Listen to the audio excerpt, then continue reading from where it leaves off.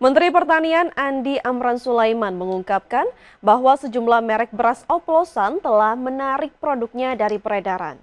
Meski demikian, Kementan tetap mengambil langkah hukum dengan mengirimkan surat ke aparat penegak hukum, termasuk kepolisian dan Kejaksaan Agung.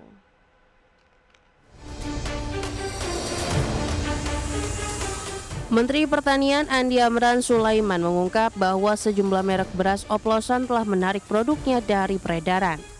Beberapa di antaranya juga sudah melakukan penyesuaian harga agar sesuai dengan standar yang berlaku. Ia menyebut bahwa uji sampel dilakukan terhadap 268 merek beras yang tersebar di seluruh Indonesia.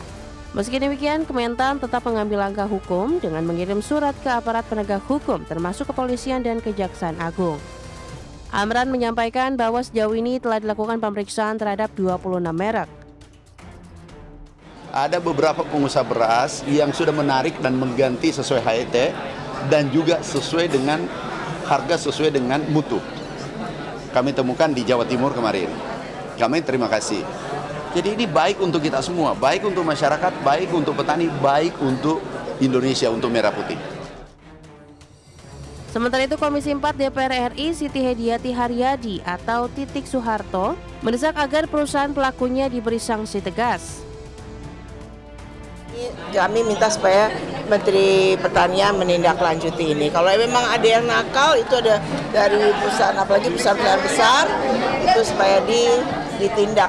Paling tidak dikasih efek jerah supaya hal seperti ini tidak terulang kembali. Ini kan barang-barang beras ya? Seperti diketahui, total nilai kerugian akibat praktik ini mencapai sekitar 99 triliun rupiah hasil perkalian dari selisih harga dan volume beras yang beredar. Dari Jakarta, Abdul Aziz Sutrisno, IDX Channel.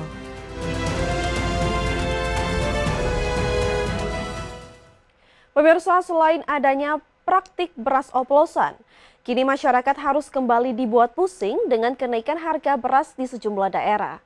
Para pedagang mengaku kenaikan harga beras akibat stok kosong dari petani. Selain adanya praktik beras oplosan, kini masyarakat harus kembali dibuat pusing dengan harga beras yang merangkak naik seperti yang terjadi di pasar tradisional Kota Cimahi, Jawa Barat. Pedagang menjual beras jenis medium di angka Rp14.000 per kilogram, sementara jenis premium mencapai Rp16.000 per kilogram. Kenaikan beras ini akibat stok yang kosong dari para petani. Premium di sini 16.000. 16.000. Terus untuk mediumnya, Pak? Mediumnya 14.000, Pak. Mahal tetap. Pak, untuk daya beli sendiri gimana, Pak? Daya beli jelas kurang, Pak, ya, karena harga udah di atas. Sementara itu, harga beras di Pasar Citra Niaga Kabupaten Jombang, Jawa Timur juga merangkak naik sejak 1 pekan terakhir.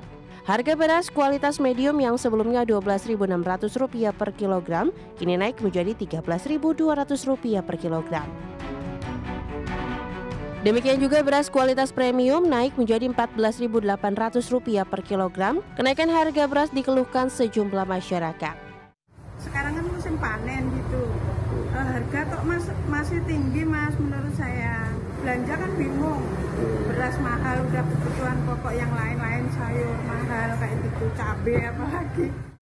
Masyarakat berharap pemerintah segera menstabilkan harga beras di pasaran agar lebih terjangkau oleh masyarakat. Tim Liputan, IDX Channel. Sementara itu pemirsa, Asosiasi Pengusaha Indonesia menilai kesepakatan pemberlakuan tarif resiprokal 19% untuk Indonesia cukup melegakan bagi dunia usaha, khususnya bagi industri berbasis ekspor ke Amerika Serikat. Menurut Ketua Bidang Perdagangan Asosiasi Pengusaha Indonesia atau APindo, Ane Patricia Sutanto, tarif resiprokal yang dikenakan tarif Presiden Trump lebih rendah dari 32% menjadi angin segar bagi pelaku usaha eksportir di tanah air. Terlebih lagi, penurunan tarif resiprokal menjadi 19% ini membuka ruang untuk peningkatan produktivitas industri manufaktur agar mampu berdaya saing di tingkat global, khususnya bagi pasar ekspor Amerika Serikat.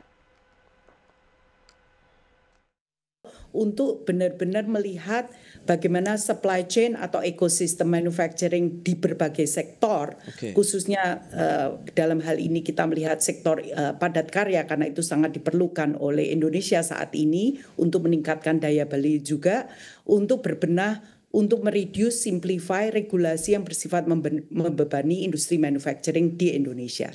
Sehingga kita juga nggak perlu khawatir nantinya bagaimana kita berdaya saing di ASEAN, di Asia, maupun di negara-negara tradisional atau non-tradisional yang dimana pemerintah Indonesia sudah mempunyai free trade agreement with atau mempunyai. Bank Indonesia menyambut baik hasil negosiasi tarif perdagangan yang telah diumumkan oleh Presiden Amerika Serikat. Gubernur BI yakin hasil tersebut tetap positif meski angka impor dari Amerika Serikat semakin meningkat.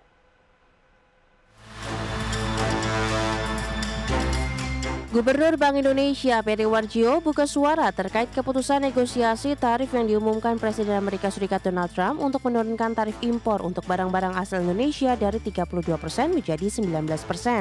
Gubernur Bank Indonesia Peri Warjio menjelaskan bahwa secara keseluruhan hasil kesepakatan tersebut akan berdampak positif terhadap prospek ekonomi dan juga terhadap pasar keuangan. Meski perundingan ini akan meningkatkan impor, namun Bank Indonesia yakin besarnya impor bahan baku yang produktif akan juga mendorong pertumbuhan ekonomi ke depan, baik investasi maupun secara sektor yang lain. Hasil perundingan ini akan meningkatkan impor, tapi tentu saja kita lihat importnya yang produktif, yang tentu saja akan juga mendorong pertumbuhan ekonomi ke depan, baik investasi maupun secara sektor yang lain. Sehingga secara keseluruhan tentu saja dalam kedepannya ini juga akan mendukung prospek ekonomi kita khususnya dari perdagangan. Secara keseluruhan, Bank Indonesia menilai kesepakatan ini juga akan berdampak positif terhadap ekspektasi pasar dan aliran modal asing jangka pendek ke Indonesia. Hal ini juga akan positif bagi para pelaku di sektor real maupun keuangan untuk membuat keputusan bisnis ke depan. Dari Jakarta, Rarjo Patmo, IDEX Channel. Presiden Prabowo Subianto mengatakan pemerintah akan membeli pesawat Boeing setelah Presiden Amerika Serikat Donald Trump menurunkan tarif impor terhadap Indonesia menjadi 19%. Presiden menegaskan pemerintah perlu membesarkan Garuda Indonesia karena maskapai tersebut adalah maskapai nasional dan kebanggaan Indonesia. Prabowo menjelaskan Indonesia juga masih memerlukan barang-barang impor dari Amerika Serikat, seperti gandum dan kedelai atau produk lainnya. Dengan demikian, Prabowo dan Trump sepakat untuk menaikkan kuota impor. Presiden Prabowo Subianto juga mengungkapkan rencananya untuk bertemu dengan Presiden Amerika Donald Trump pada bulan September atau Oktober tahun ini. Nggak ada masalah karena kita butuh, mereka ingin jual. Pesawat Boeing juga cukup bagus, kita juga tetap dari Airbus ya, mereka memahami kepentingan kita dan kita sepakati sekarang kalau nggak salah ya tarifnya dari 32 diturunkan jadi 19. Ya, saya